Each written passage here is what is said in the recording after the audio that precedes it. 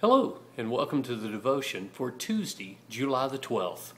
Where did Cain get his wife? Now, we're looking at the first 11 chapters of Genesis this past Sunday in the conception of community, and I'm using our devotions this week to kind of talk about some stuff that comes up in those areas that I didn't have time to cover Sunday morning. And one of the classics that continually comes up is the story that after the fall, it says that Adam and Eve are taken from the garden because God does not want them to eat of the tree of life and live forever in sin.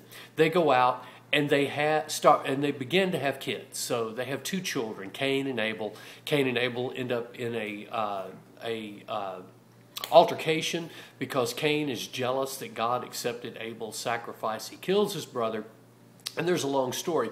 But in the end, it says that he is banished from the community, goes to the land of Nod, and there with his wife. And it's like, whoa, hang on just a second.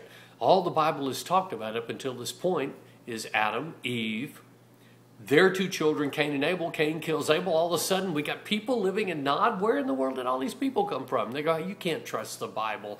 You know, it's just crazy. It does, and they go into all this stuff about where did Cain get his wife? Where did these people come from? They never told us about that. Well, here's the thing that we have to understand about this passage.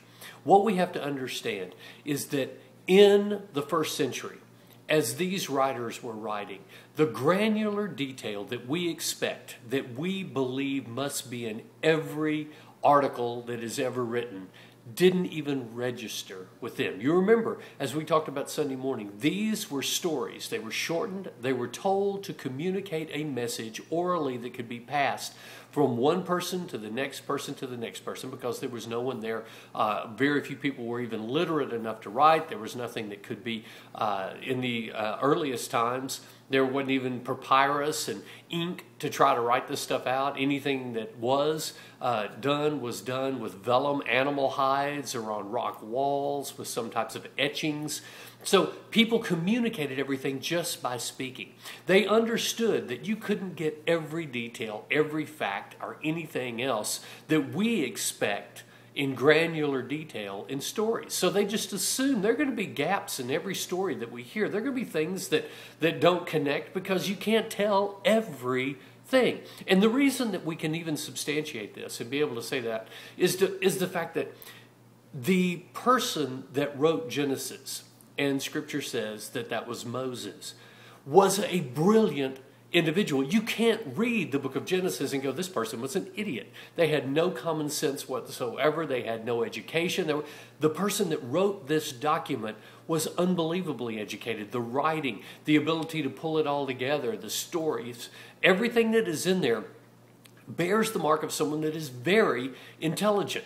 Why would someone be so crazy as to write something so obvious, so ludicrous, and then just leave it there with no explanation just for the rest of eternity for people to look at this document and go, this person's an idiot?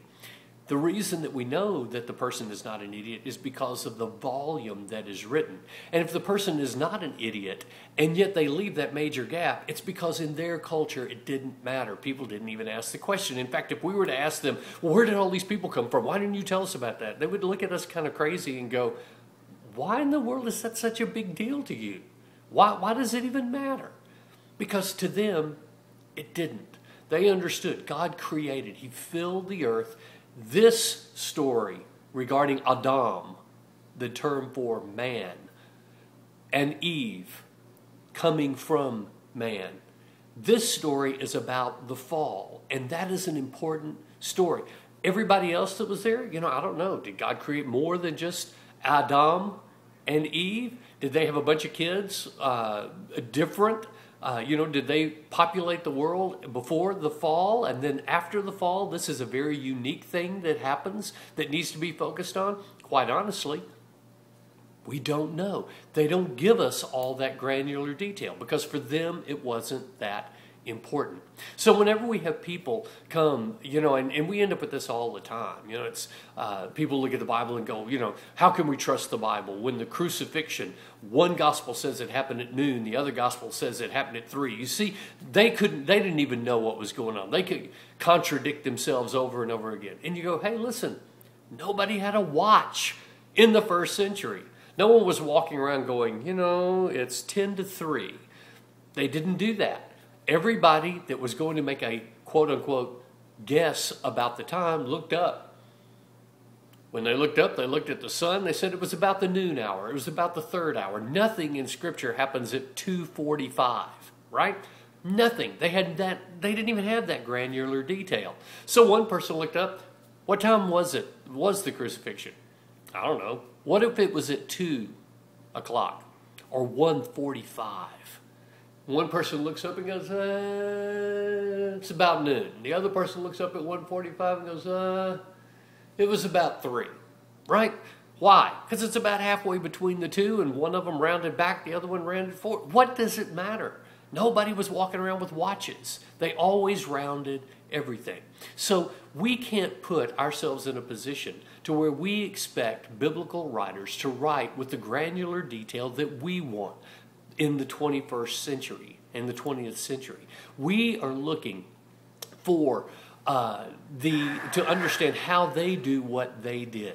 And for them, quite honestly, it just wasn't that important. So where did the people of Nod come from? They came from creation. They, along with Adam and Eve, whether that means Adam meaning mankind or Adam meaning a guy named Adam who actually had a wife named Eve, the mother of all living, we don't know. All we know is that a fall happened, and it happened because they were not willing to keep God's law. So, there it is. I would love to be able to give you reporting that is comparable to what we have in the year 2011, but that's not how they did it. So, we have to accept what they gave us based on what they did, what was important to them, the way that they told history. And then we extrapolate from that the truth that we can hold on to. So, there it is. Hope you have a great day, and I'll see you tomorrow with another issue coming from the first 11 books of Genesis. Lord bless.